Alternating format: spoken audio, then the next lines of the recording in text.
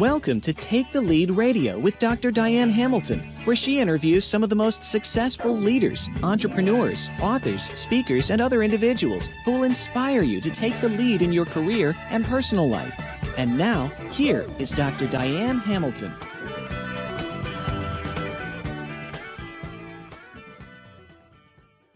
I am here with Bradley Callow, who is the founder of Rich Legacy. He's an international speaker, conscious entrepreneur, and catalyst for transformation.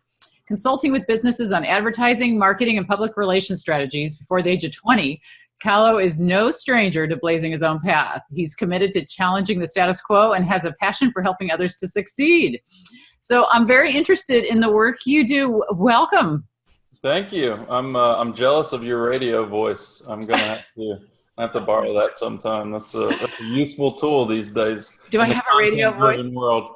Oh, that's funny. I hope I don't have a face for radio, but I have. I didn't say that. You said that. Yeah. Well, the point is that on radio, it's just kind of nice that it's kind of mysterious because people don't know, what we're doing. So we're doing a video of this. People could catch on YouTube as well. So that's kind of fun. But you're an interesting guy. You and I have had a chance to chat prior to this. And we have. Thanks to Alex. And I have no idea how he pronounces his last name because he spells it N-G-H-I-E-M. Is it Neum? I'm not sure. I'm not sure either. Okay, but Alex is a really nice guy who I met in San Diego, and he's given me some very interesting people as leads, and I just wanted to give him a shout out. And you and I have had a chance to chat. We have a lot in common in terms of what we want to do to help people succeed. And so I wanted to talk to you about what you're doing now. But you are, I said you're the founder of Rich Legacy, but you're also a founder of Moderation Institute in the past and other things. You've got kind of an interesting background. Do you want to give me some of your background here so people know who you are? Oh, wow. Background. Yeah. Yes and no. For me, a lot of that stuff's not all that important. I definitely have been an entrepreneur since I can remember. Unlike most people, my first business wasn't a lemonade stand or cutting grass. I sold weed at 11 years old. Wow. And the irony and the crazy part of that is that I came from one of the wealthiest counties in the country and had no, financial motivation for doing so and no real specific hardship that I was trying to overcome. I was just had some internal demons that I was battling, and that was one of the ways that I expressed my frustrations was by being a little, I'll choose my words carefully, but being a pain we'll just leave it at that. Okay. Now your family, you said your family's one of the wealthiest families, who is your family for anybody? Oh, I'm sorry. No, I grew up in one of the wealthiest counties in the counties. Mm-hmm. Okay. Yeah.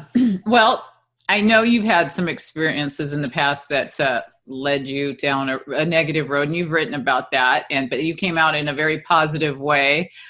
We can talk about that, or we can go on to what you're doing now. Would you rather give the backdrop of that, or go on to what you're doing now? Oh, sure. No, I'm happy to share it. I think it's important because it's at the root of what I'm doing now. Okay. For me, coming from a good family, it's often surprising to people. That.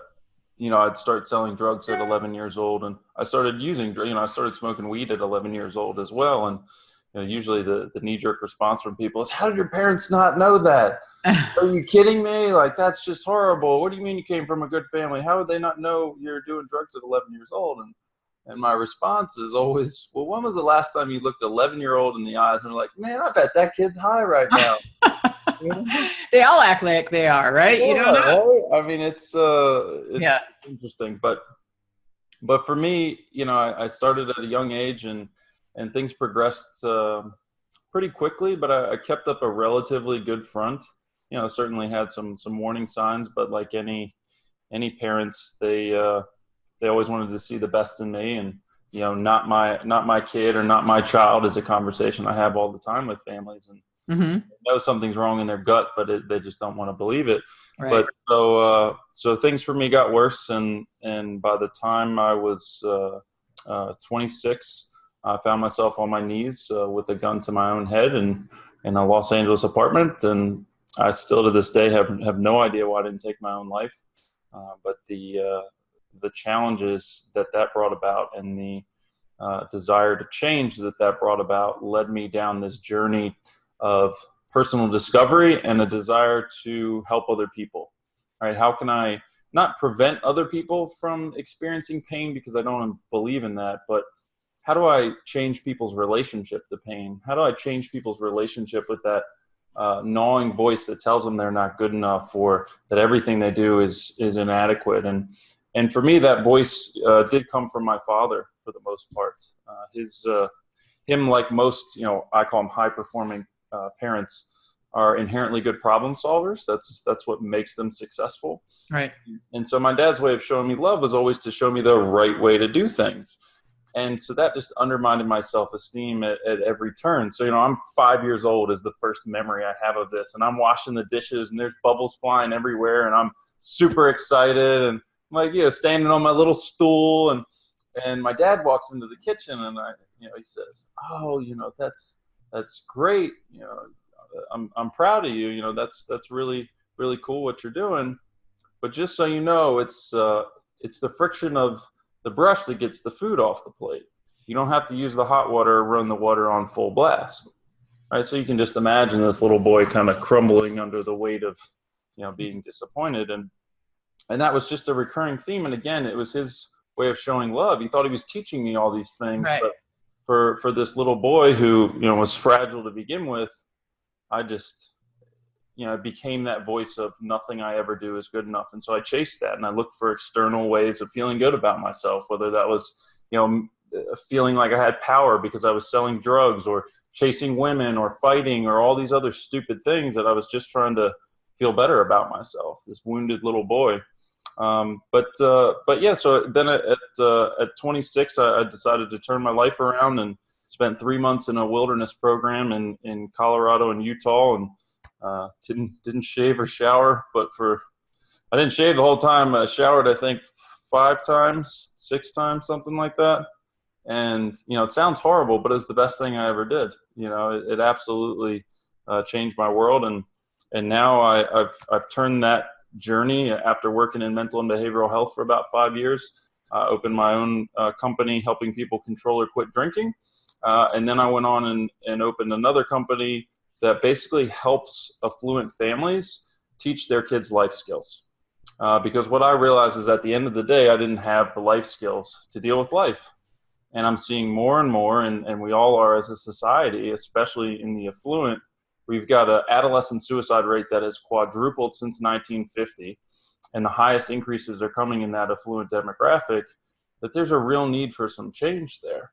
And so now I'm doing, family retreats and father-son and father-daughter retreats, and going and speaking at business organizations like Entrepreneurs Organization and Young Presidents Organization all around the world, and helping these families understand what are some of those things my family could have done differently. And now, based on the work I've done with these thousands of families, what these other families are doing to help keep their kids moving in the right direction. Well, and that's an amazing transformation, and I really appreciate you sharing the story. And I think that it's you live where I live in this area. Now, did you grow up here in Arizona? I did not. I grew up in Howard County, in between Baltimore and DC. Okay, but you now live in Arizona, and so you deal mostly with families in Arizona, or do you go around the country, or? No, mostly around the world. Very much an international client base, which has been exciting and fun for me. And at first there was some apprehension around, how is this message going to translate in these different cultures? Right. I've spoken all over the Middle East, and I thought, there'd be this huge disconnect. And at the end of the day, the core elements are the same. Sure, there's slight variations, but the core tenets are the same. It's getting that clarity and being intentional on how you're going to ensure your kids have these life skills, and that you have a trusting relationship with them, so that when they are in a bad spot, they can come to you for help. Well, this is so interesting because the work I do, it's very similar. I told you last time, I work with Rishi and Preeti Dixit, who have the Leader Kid Academy, which is for kids, in the K through 12 group. I work on their board to help them with that organization. And then, so they work with a certain group of kids and families to help them become more in soft skills, emotional intelligence, and that type of thing. And then I talked to you a little bit about people who've been on my show in the past from Europe, for example. I don't know if you got a chance to check that out, but yeah, you need, but they're dealing with underprivileged. You know, you're going into the more inner cities and helping people get a year of experience in learning skills before they get into the working world or going for a job or whatever, going into school. But you're going with the affluent, which is a different kind of animal, so to speak. And some people might say, well, why this group? Maybe because that's your background, but you know, why do they have this problem as compared to other groups? And what's unique to them that you're helping them with that other groups don't have? So there's a lot of questions in there. So I know. I might have to revisit some of those. I will say, to answer your first question, and I get asked this a lot, you know, why you focus on affluent families? There's all these, you know, other families that need this help. And you're absolutely right.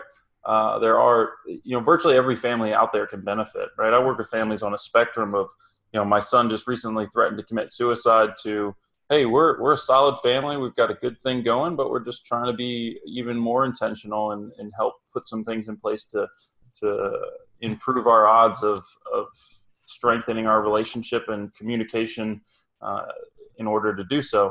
But the thing that I've seen through working in mental and behavioral health, and especially in the drug and alcohol, eating disorders, sex addiction, all those kind of things, the rehab space, I found myself surrounded by other people like myself that at this point in my life, I really just want to help people.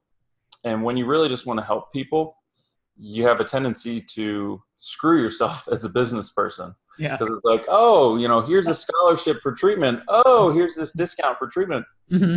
And those things add up. And so I'd see, you know, friends and peers that would start a business and, you know, without fail, 2 to 5 years into it, they weren't in business anymore. And these were the good ones, right? These were the ones that really wanted to help people.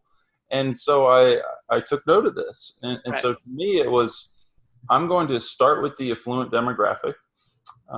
And by focusing on that population first, I can create a thriving business that at some point I can take in the direction of helping everyone. Right. But if I start at the other end, where I've seen a lot of people go, I haven't seen that work.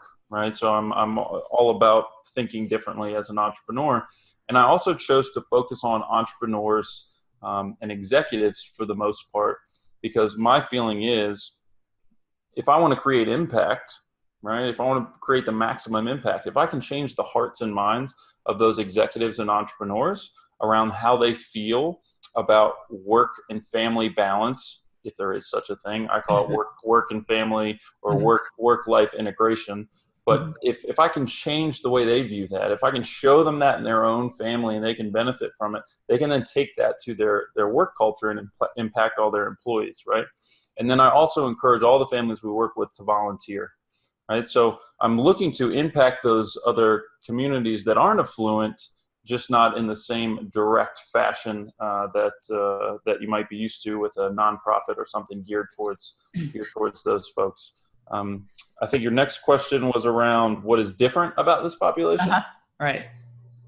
So at the end of the day, you know, again, like cultures, you know, human beings are very much the same, but there's a different kind of pressure that exists.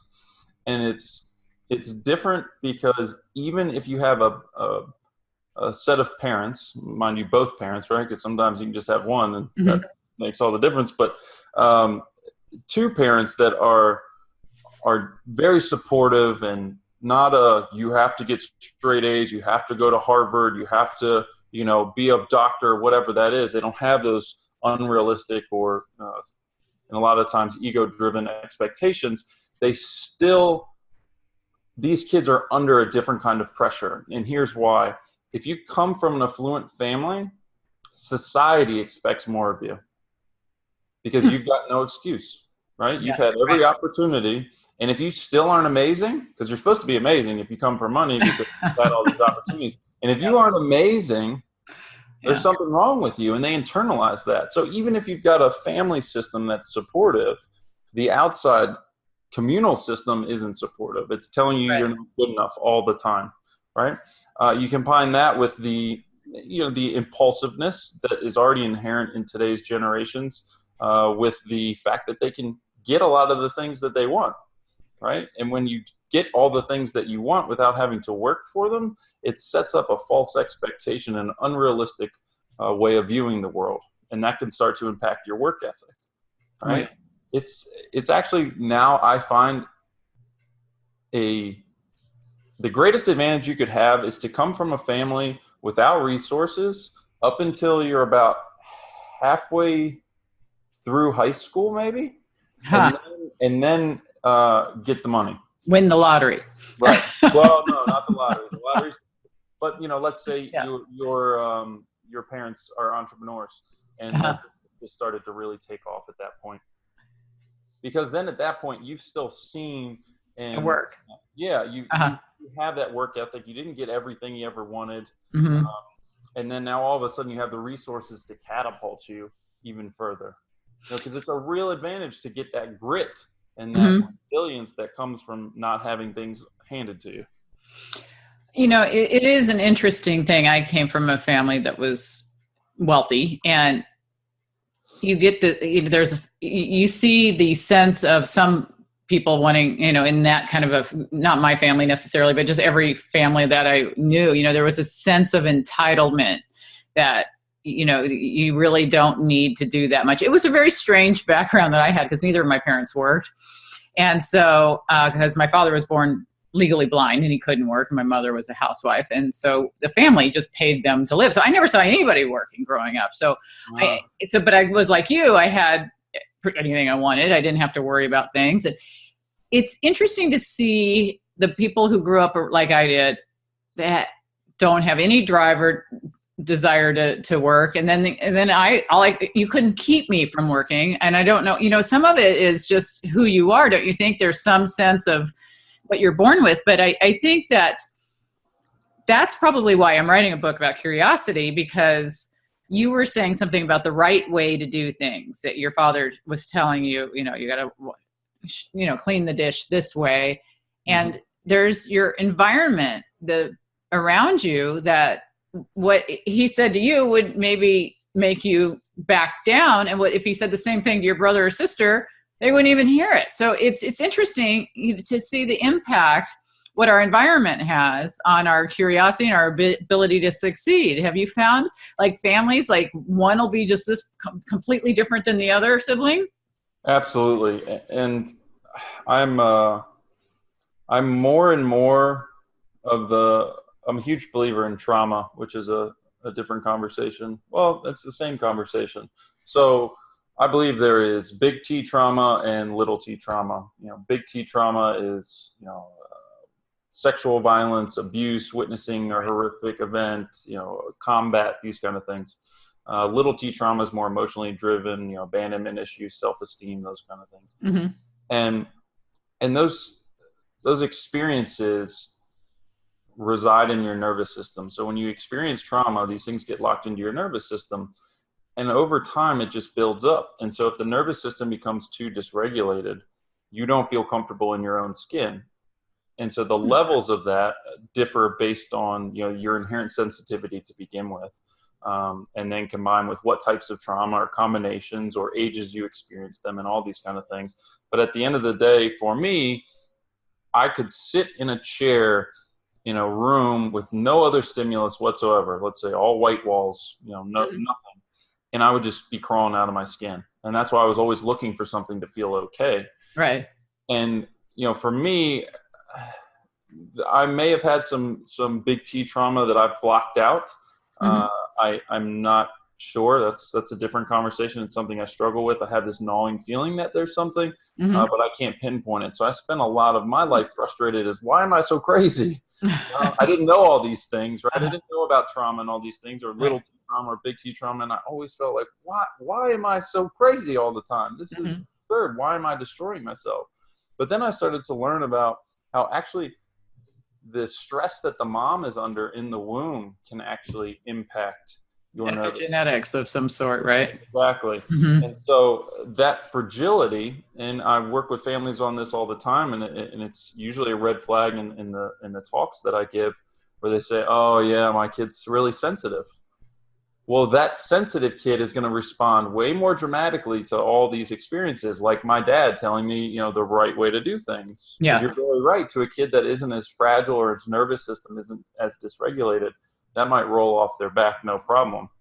Right. But for those that it is, it's when you start doing those outside stimulus to try and make yourself feel better, the experience is that much more dramatic. Because if my level of discomfort on a daily basis is, we'll say, between a 7 and 9, and I do drugs and it comes down to 0, even for 10 minutes, that feels like the best roller coaster ride I've ever been on. And I want to ride it over and over and over again. Right? Yeah. Whereas maybe I'm a 3 or a 2 in terms of regulation of my nervous system, and I do drugs, it's like, yeah, that was cool, but I'm not overwhelmed, right? It's like, I don't need to ride that ride again for a while. Right. Yeah. And so it just reinforces the behavior. Well, it's interesting that you use that as an example. I don't know if you've seen the movie Parenthood with Steve Martin, but he's got a child who is extra sensitive, and they keep showing them on a roller coaster to simulate what their life is like, on and on. You might enjoy that movie if you haven't seen it. Okay, yeah, I'll check it out. It's actually a very good movie, but I haven't seen it in a while. But perception is fascinating to me because just in my family, I have one sibling who sees my father, who's now deceased, but saw him as just the best guy ever, ever, ever. Not one thing wrong. I have another sibling who sees him basically as the worst guy ever created. And then I look at him as like just a guy. You know what I mean? Sure. It's the same guy. We all were raised in the same household. And that has just shaped so much of how they do things, or how I do things, that there are perceptions. And I think it's great that you're getting to people at a young age to discuss this stuff, because that's what I'm interested in, is curiosity of what directs us this way and what makes us be successful. And I think in my situation, we were raised to be super competitive. And I don't know if that's something you see a lot in affluent families, but sure. It was just like, trip the guy next to you if you have to win the race. It was like, really, it's not good. I use it in my family a lot in my ethics courses. I teach us how not to don't trip the other guy. Don't do that, right? Rule 1. Yeah, I mean, we were raised that, you win. If it's pitiful if you don't win. You're just, I think my dad even would lock my brother out of the house if he didn't win the baseball game. I mean, it was, you won. And that was bad, And it's interesting that he's the one who sees him as the good one. He's the one who got locked out. So I'm like, why is that perception so skewed? I mean, have you seen a lot of that kind of thing? That's why I tell people, I don't know everything. I don't pretend to know everything. Mm-hmm. Our focus in the root of Rich Legacy is the child's perspective, mm-hmm. because I don't have kids. And when I first started telling people that, when I'm up here talking about parenting and family systems, mm-hmm. and all this kind of stuff, I'd say it and kind of stand back and ready to protect myself because someone's going to punch me in the face and tell me to shut up. Uh-huh. But then over time, especially working with entrepreneurs and executives, and even more so the entrepreneurs, they're all about different angles on things, right? Mm-hmm. And different perspectives. And so I would just share with them. I'd say, look, this is just another lens, right? You can take this and do with it what you want. I'm seeing it working. I'm seeing it work a lot, and I'm seeing it work well. Does it work every time? No. It's like anything, right? Timing is important. The receptiveness of the family and the mindset that they're in at the time, all these things are important. And so if you're not in the right place for it, you might not connect. Mm-hmm. But at the same time, perspective is huge, especially today, because the gap in parent and child understanding is so significant because of technology, right? Mm-hmm. That rapid growth and change in technology has shifted our culture in such a way that growing up 30 years ago is 100 times different than it would have been for, my parents and myself. And that was even pretty dramatic. It just increases that gap in understanding, right? So that perspective becomes increasingly important, and to really look to the child to, I didn't get enough likes on my Instagram post today, or, my Snapchat, I didn't, keep up my streak on it. And you say that to a parent and they look at their kid like, get over it. Are you crazy? Yeah. Like, why is that a problem? That's the most important thing that happened to that kid that day. Right. But without that child's perspective, you're not going to get that. So, yes, there's different perspectives for each kid, for each parent. It's a evolutionary thing that is constantly changing, and that's why we put some key principles and approaches into place that don't seem to rely as much on the perspective as much, the sort of differing approaches of parents as much. It's as working with people yourself, everybody's a little different. And I always laugh and I tell people, I say, if somebody gets up here and tries to tell you they have all the answers, you run in the other direction as fast as you possibly can. Well, it's so unique. Each family is different. You brought to mind a couple movies and things I've been watching too, as you're saying these things. In Camelot's a very famous old movie. When I was a kid, I used to watch, and I remember the king had this entitled young child show up that he didn't know he had, and he wanted everything. And the king said something to him like, the term "blood is thicker than water" was created by less than deserving relatives. It's like, there's some people that just have certain perceptions, and I'm watching a show on Netflix right now called Safe, which has got the guy that played Dexter on it, and there's a family dynamic in that TV show that's just horrible, and they show these different, and they're very well off, and it's interesting just to look at the successful families and their way of perceiving things, and it is a lot different. In fact, I found it very interesting that you also said that you received some helpful, what helped you was getting out into the wilderness. And Patterson wrote a book, Against Medical Advice, which is a true story of a kid that had Tourette's, who they tried everything to give him all these medications to get him better, and they would just make him miserable. And one of the things that finally actually helped him was this wilderness training thing. So I'm curious about the wilderness aspect and why you think that was helpful to you. And do you take your people out into the wilderness, and what's that entail? Great question. The experience is hard to explain. The healing power of nature is undeniable. The getting away from the madness, right? Just to not have a cell phone for 3 months was, life-changing. But it's a groundedness, it's a connectedness, it's a stopping and pausing. It's mindfulness, and I'm huge on mindfulness. I think meditation is the most positive catalyst for change in people's lives and in my life, period, without fail. But there's just I can't even articulate exactly what it is about the wilderness that's so life-changing. But I've certainly never seen somebody come out of the wilderness worse than they came in. I did a river rafting trip on the Grand Canyon, in the Colorado River in the Grand Canyon. And there is something about when you're out there that, and like now, and that was even before the cell phones were so big that you just can't leave your cell phone. And I think that we need more of that. I mean, we see Simon Sinek talk about things like that. You got to put the phones outside the meeting rooms or whatever, all the different people saying that you just have to disconnect.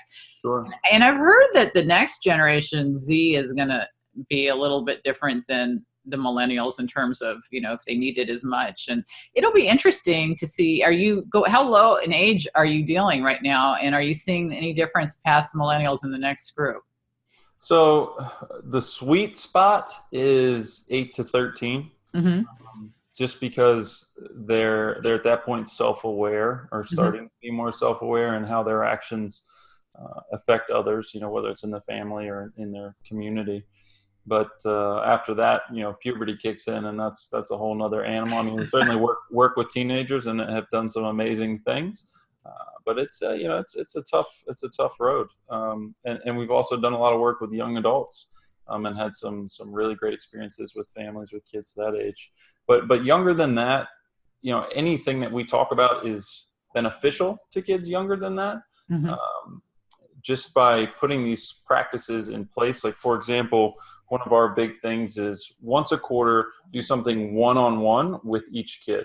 Mm-hmm. As a parent, do something one-on-one with each kid. Mm-hmm. So often people are like, oh, well, we do stuff as a family a lot, but, none of that one-on-one, and it is transformational for the relationship. And it also serves as a great reference point Mm-hmm. To check in and, set some goals or, have a benchmark, right? And as a parent, you can record, what is happening at each of these quarterly one-on-one experiences.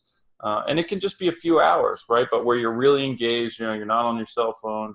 It's something you put on the calendar, you plan ahead, you're looking forward to, and it's just transformational without fail. And sometimes, especially in these affluent families, they'll once a year or several times a year, they'll do these really cool things where, they'll go on a father-son retreat like we Mm-hmm. provide. And we encourage those families to, depending on the age of the child plans the logistics. They come up with the budget and you help them correct that budget. How are you going to get there? What's your backup plan? What's the transportation look like? Just life skill things. Mm-hmm. And then depending on how old they are, it might start being a relationship around, well, how much at minimum wage would it cost to be able to afford this experience, right? Or if we slash this budget by 20%, now Mm-hmm. how would you adjust, right? How would you adapt? And so creating those kind of opportunities. And so doing those kind of things is just huge, right? That makes a huge difference for folks. Well, you're bringing back some of the things I remember doing with my kids. And I had one child who wanted to be right on top of me, like in my face the whole time. And it kept the other one from getting a chance to get close to me. So I would spend a certain amount of time just saying, nope, this is her time. But then you couldn't get her to not want to watch TV on the time you had together. So you were fighting to try and get some of the right kind of time, which is kind of tough. And I think that for me, I found like you had to pick battles, you can't win. I mean, how do you know which battles to win? Like for me, I had certain things that I really wanted for my kids. I really wanted them to go to college. I wasn't one of those parents that said you had to go to Harvard or I didn't, but I was, they didn't have to get 4.0 or whatever. Are we putting too much stress on them to even say we'd like them to go to college? I mean, how do you know which battles to pick and how much stress some kids get very stressed. It's case by case. There's no blanket answer for that. I'm certainly of the general belief that kids are so overwhelmed these days. When I talk to high school seniors that are missing, I don't know, like the senior dinner or something because they've got too much homework. That to me that's a once in a lifetime experience, right? You've got your whole life to work your ass off, right? Like you've got plenty of time. And I'm not saying, instilling laziness, right? But it's unnecessary. Right. Well, but you see it almost the other extreme too. I have a lot of friends who have kids that are in their 30s who live at home still and never really have had any kind of work experience at all yet. And they just like to have them home with them or, there's no rush for them to get out. Is that bad? I believe you should be moving on. If you're still at home at that age, there's some other things at play there in my experience. What age do we cut the cord? How do you know? Each culture is so it's different. case by case, right? Uh-huh. Every kid is different. But I will say I've certainly seen a pattern where parents have focused so much on academics, right, that everything else, the other life skills aren't there. It's tough. I remember when my daughter went to ASU, both my daughters and we all graduated from ASU. And I had, since she spoke 4 languages. And I'm thinking, wow, you might want to take international business. That would be great. You can speak all these languages. After the first business course, she called me going, I hate this. And I said, well, you don't have to do that. It was just a suggestion based on, you know what I mean? And I would never like want her to do that if she hated it. And she ended up getting a Portuguese communication. She was thrilled with what she got.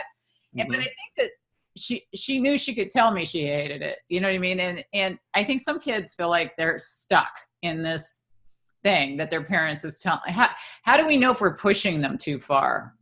Yeah, I mean, by the time they get to college, you know, I'm really a fan. They should be making most of their own decisions, right? Right. You know, and a big, but as far as, you know, if they don't like something, I'm always a proponent that you finish whatever you started, right? So if you signed up for band for the year and halfway through it, you're like, I hate this. Well, you made a commitment, right? So you're going to see that year through. You don't have to do it next year. Right.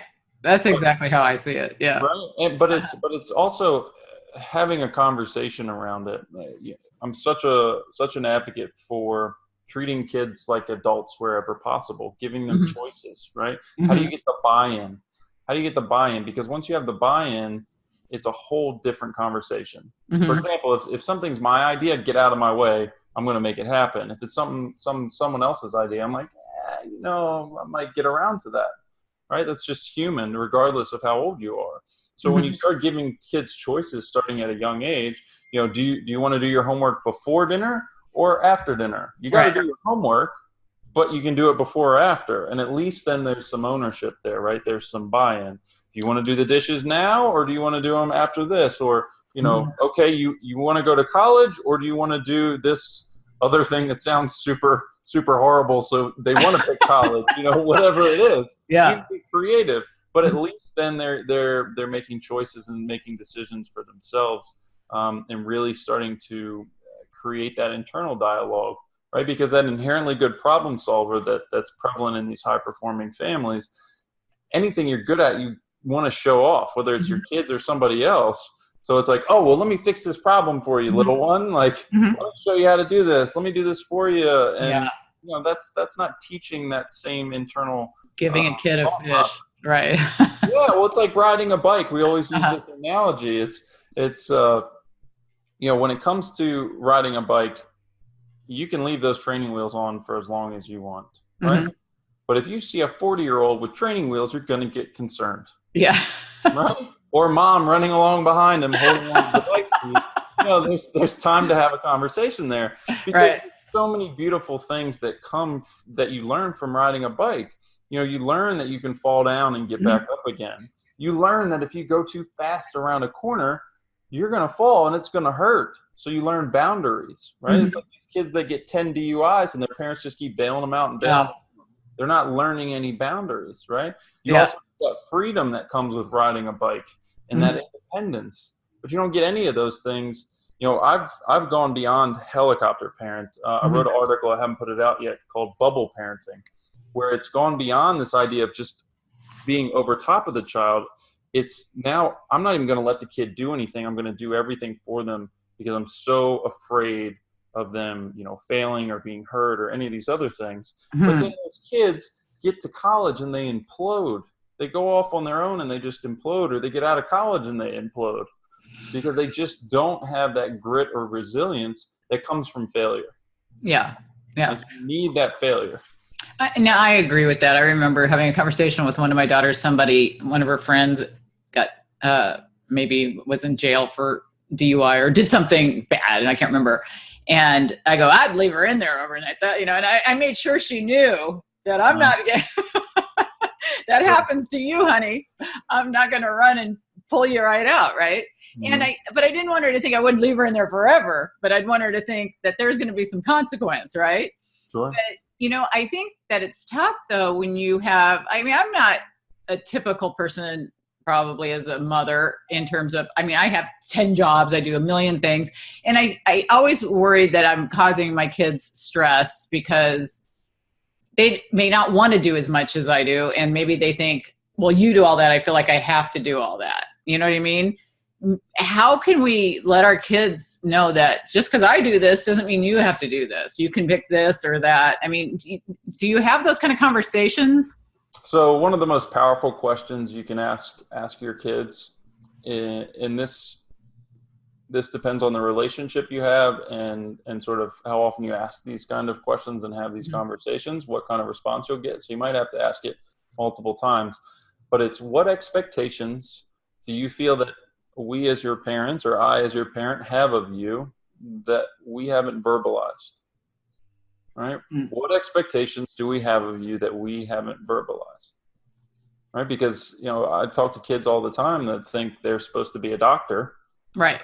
Parents don't feel that way at all, right? And why do they feel that way, do you think? A lot is communicated through actions, right? And just overhearing. Kids are sponges. I think about in your own experience.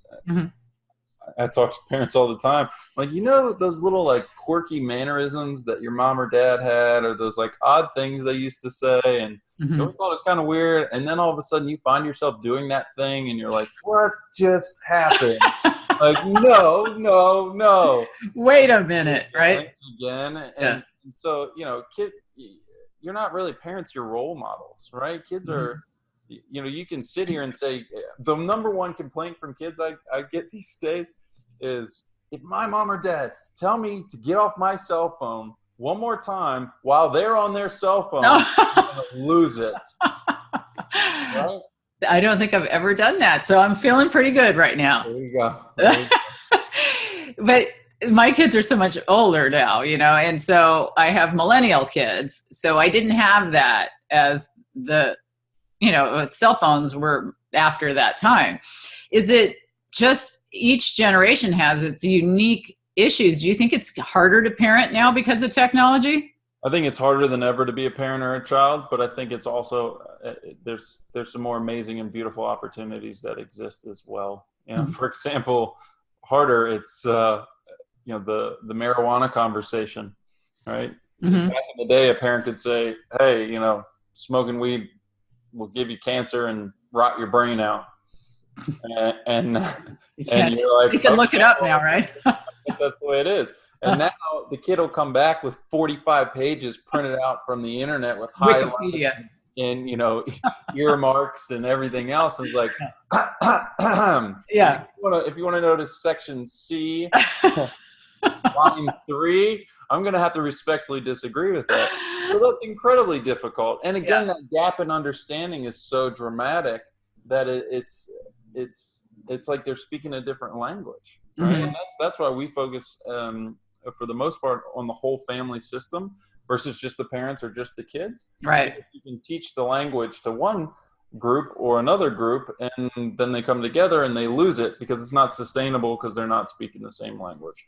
But just with like anything, people who need something are going to be the last person probably looking to solve that because they've grown accustomed to what they do. How do you get people to know they need you?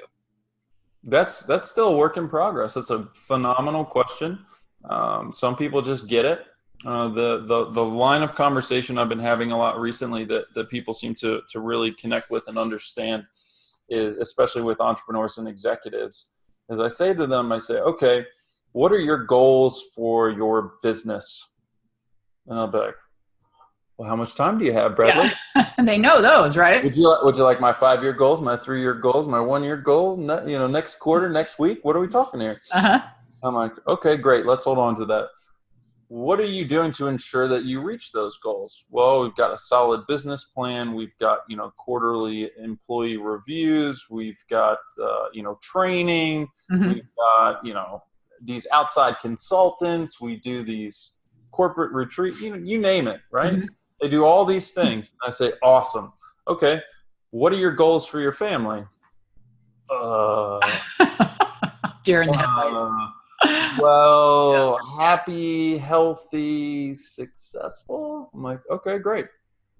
What are you doing to make sure that happens? Help ensure that happens. And then they get it, right? Yeah. And then I'll have people say, well, my parents didn't have a plan. I'm like, no, they probably didn't. And you turned out all right. Maybe your friends disagree with me, right? But you turned out all right to me, right? But several hundred years ago, you didn't need a business plan either because you were the only cobbler or blacksmith in your town. right? You didn't have this global economy and this, low barriers to entry and competition and all these things. And now, times have changed. The internet will teach your kid how to be an adult if you don't, right? Scary. And I mean, we had a client who found pornography on their daughter's iPad, a history of it at 7 years old. Oh, right. So pretending that these things aren't happening and these kids aren't exposed to these things, you just have to be more intentional and more goal oriented when it comes to your family. It's sad, but it's the reality. So do you have to get as specific as like smarter goals where you actually, smart goals with it, specific and measurable and all the things? I mean, is it that intense? Great question. It just depends. Less is more for the most part. When we do these quarterly one-on-ones, with a parent and a child that they're doing, we're at a father-son retreat, or father-daughter retreat, or do private family retreats where they do their mission, vision, values, and do some goal setting and all that kind of stuff.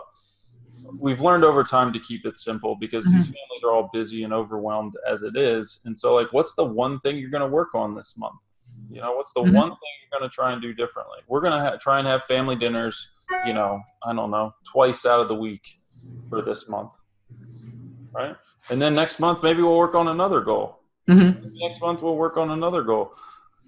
But if you try and do too much at one time, the net gain is nothing because, unfortunately, it's easy for the family pieces to fall down the list, especially for someone who's working. It's like, my family's always going to be there, but this deal is not going to be there next week if I don't do this right now. And it's just easy to move past that.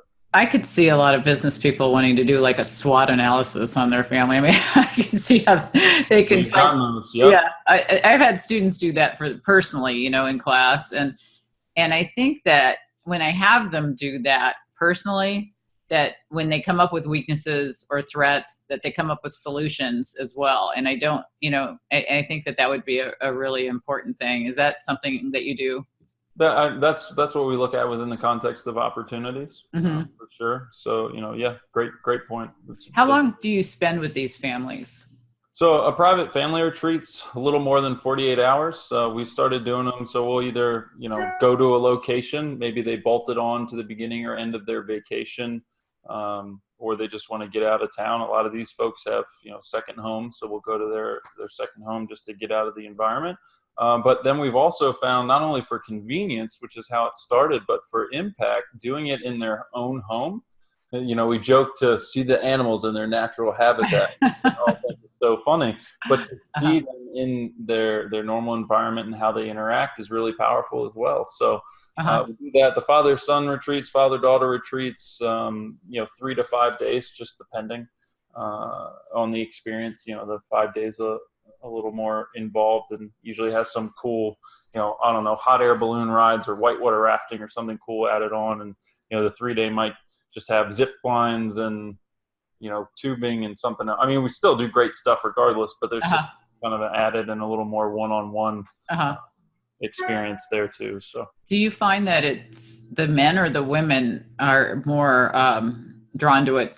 I mean, do you have more like the fathers saying they want to do it or the mothers or?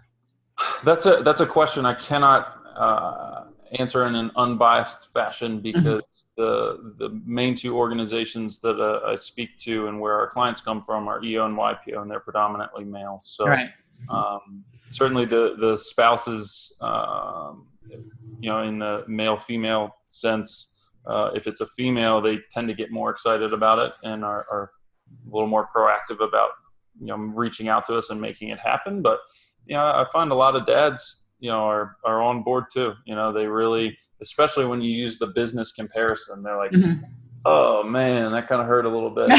They're still bleeding a little. Oh yeah. A little bit. So. Well, I could see you probably want to follow up with these families like in a longitudinal study type thought process, to see how they're progressing. And do you keep up with them once they've got, I mean, we've only been around out of the nest kind of thing. Yes, but we've only been around as a company 2 years. So, and this kind of happened by accident in some ways. And we didn't offer coaching and retreats right away. It's something that came over time as we saw the need or had requests for them. So it's too early to have longitudinal data, but the results so far have been awesome. And it's, I always joke I have the best job ever. Yeah. Well, I'm sure your parents are very happy with what you've done. But I think we talked about this last time, how parents feel a sense of guilt. Like, what did I do to cause this? And what have your parents thought of your ride, your roller coaster that ended up on a high note?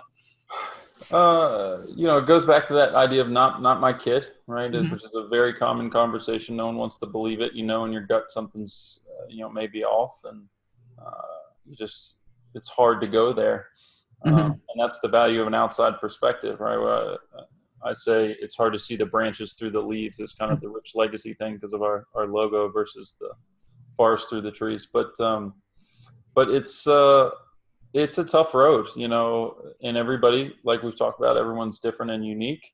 My dad was always very receptive to it, and he's like, yeah, I could have done things differently, but I didn't know these things, just like I could have done things differently if I'd known different things. And that's why I'm so excited to impart this kind of life skills and self-awareness to kids, because I wish I had this. I wish I had a life coach when I was, in middle and high school. That would have been amazing, life-changing, and in college, But my mom was more resistant, at least to when I started, proud of me all the way through as I made my transformation, but certainly had some reservations and challenges around sharing, because I'd post a video on my Facebook page and it would say, 6 years ago, I had a gun to my own head and, was a felon, and, I was arrested for shooting a gun out the window in Baltimore City, Maryland, because I had a life plan of robbing drug dealers. My life was an absolute mess. And so to share something like that for her was just mortifying. Right. My mom would not like that. No, rightfully so, right? But we continued to have open dialogue around it, and I'm very close with both of my parents at this point in my life, and the conversation was always around how much strength I found from not trying to hide those things, because so many people that changed their life in the way I did pretend like that other stuff never happened. So, right. Well, don't find out about my skeletons in my closet. I'm like, look at my skeleton. Yeah, look at the big elephant in the room. And it became a source of power instead of a source of weakness. And, right. And that's I think really what happened for my mom. Is like now she gets to share her story and help other parents feel better about what they're going through, right? Yeah, you got to take your ego out of it. I mean, you really, it's hard because you want to think you did the right thing. You don't want to feel like you did something bad or wrong, or, but, I mean, I had my kids when I was super young, and I look back, I'm like, it's a wonder I lived through it. You're just so young. Yeah. I never babysat. I never, here's a baby, Yeah. And don't mess it up. Yeah. And so, you do what you think is the best at the time. And nobody's thinking that these people, most of them, are doing something deliberately, wrong. You do what you do based on what you were taught and what, the times are, and just what your gut instincts. And sometimes you're right and sometimes you're not right. And I think it helps to get coaching in anything and mentoring in anything. It's Absolutely. Just like work. It's the same kind of thing. There's always somebody who knows more than you do. And I think even just an outside perspective is right. invaluable, right? Right. Yeah, because you don't know what you don't know, and you're in it and you can't see outside of it. Mm-hmm. And I think that's so important. And I think a lot of people could benefit from what you do. This is all very fascinating. I think a lot of people are going to know how they can find out more about your services and how to contact you. Can you share that? Because I think people really want that. Yeah, absolutely. So we're making some changes to the website as we speak, but I think most of the stuff is up there. But regardless, it's richlegacy.com. And then the email you can reach out is thrive, THRIVE, at richlegacy.com. Again, that's thrive at richlegacy.com. And, you can find me on Facebook, just Bradley Callow, BRADLEY, CALLOW. And yeah, I think those are the main things. Well, if you had to give some suggested tips if they didn't go through your program, but they just could do a couple things that would make a huge difference with how they raise their kids based on what you've taught. Is there just a couple of tips you could give them as a little freebie advice of what they can do? Absolutely. The number one thing you can do is to make time for that one-on-one experience. Get it on the calendar, have them come up with the idea of whatever it is, have it be something that they're excited about and looking forward to. Have them plan the logistics depending on how old they are, give them a budget, have those conversations, think about how can I create an opportunity for this kid to learn something through this experience and have fun at the same time. What is one goal they can work on for that quarter, right? Because, you look at over the course of their life, those goals add up and can really start to make some positive changes. And just kind of, like you said, either a SWOT analysis or a best and worst kind of conversation just to get a benchmark for where they are and how they want the next quarter to look. And that alone can be absolutely transformational. Well, thank you, Bradley. This was so interesting, and I'm sure a lot of people can really benefit from your work. And I think I'm so glad to hear such a happy ending to your story. And I'm really impressed by the work you do. Thank you, Diane. Appreciate it. Thanks for having me. You're welcome.